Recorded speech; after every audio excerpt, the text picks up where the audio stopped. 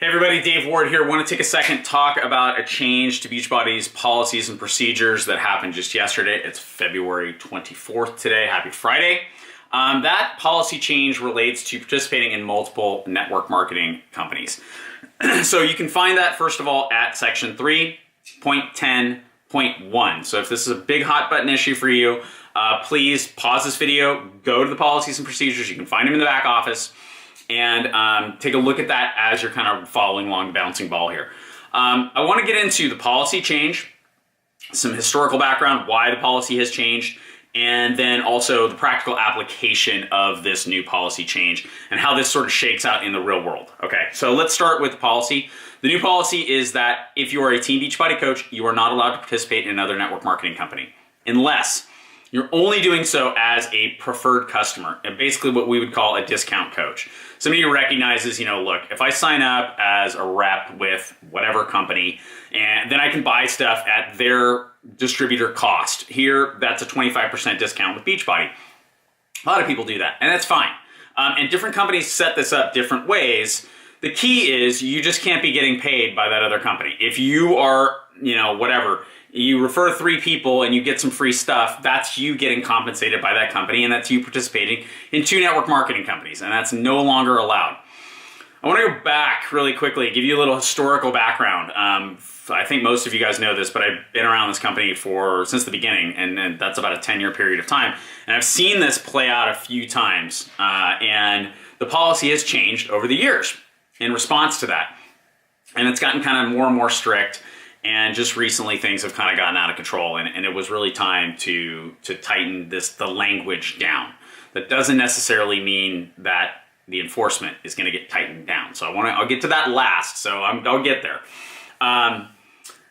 We've had several instances where other network marketing companies have come to Beachbody and basically recruited coaches over to their business. Usually, what that looks like is it's a new company, so they're offering this ground floor opportunity and something shiny, it's new, and the products that have been involved have kind of been all over the map. But a lot of companies have tried this, and then what happens is they have a few coaches who aren't doing very well with Beachbody, usually because they're not really working their business. And those people go over to the other company, and who do they start talking to? Well, they start talking to their friends. Who are their friends? They're Beachbody coaches.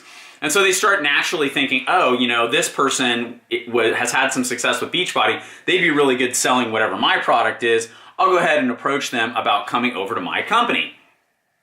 The original policy we had was very liberal and really, didn't have a whole lot of teeth to it at all. And it started to happen on a really kind of shocking level. One of the reasons why this is a horrible idea is it's just very difficult to run 2 network marketing companies. I'll explain that just really, really quickly.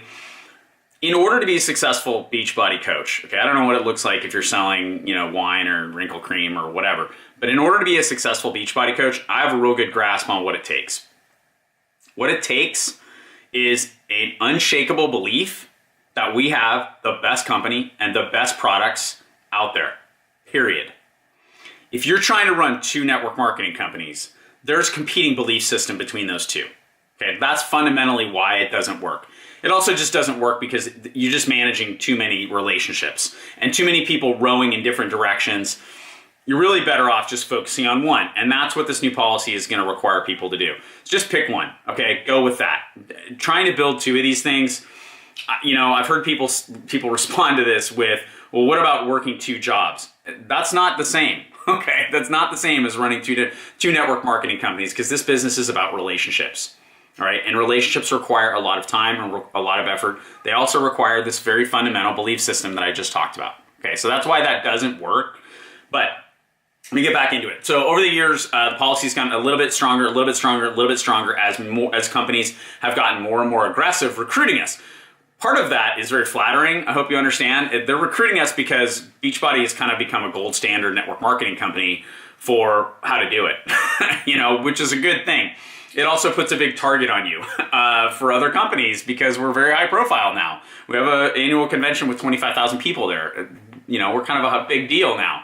So At any rate, what happens is, of course, people go and they talk to their friends and they bring them over and they try to get them to do both businesses, and that just never works. And it ends up badly. And we've had policies in place for a really long time that prohibit that. We've had policies in place that prohibit people from openly marketing to their customers, Beachbody customers, things like that. It's gotten more and more strict as we've gone along. The new policy is definitely strict. I will tell you that Jonathan Gelfand, who's Beachbody's corporate counsel, did a call for us on the wall the other day.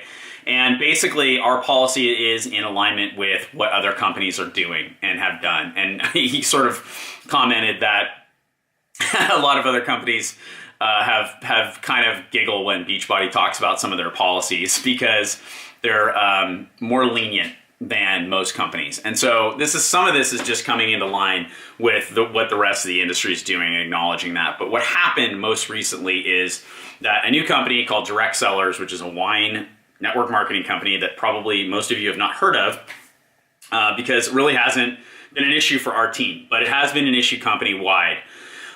Did the same thing I was just talking about. Hey, new company, founder level, very exciting, great compensation plan. Who doesn't love wine?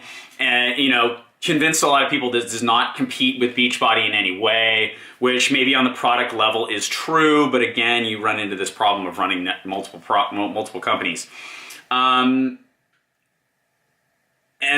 really, just completely transparent, some of the most unethical behavior I've seen from people who are trying to get people to leave Beachbody to go to another company. I've seen a lot of screenshots and, some people that I had close personal relationships with who were crying foul and trying to say that Beachbody was doing something wrong to them when I have seen the screenshots of stuff that they have done behind the scenes, recruiting people. Again, not on my team. This hasn't really happened to us. A couple of people have come to me with this, though. So I guess I shouldn't say it hasn't come into our business entirely, because it has. A few people have shown me, correspondence that they've gotten from people trying to get them to go over, full well knowing that what they're doing is a violation of the old policy, much less the new policy, but it was a fundamental violation of the old policy. And then these people really have the gall to cry foul that Beachbody's doing something wrong to them, limiting their ability to, build their own personal empire, or whatever the bullshit narrative is that they put on it. And so, it just got really out of control. And we needed a bright line rule that would say, look, you can't do two of these.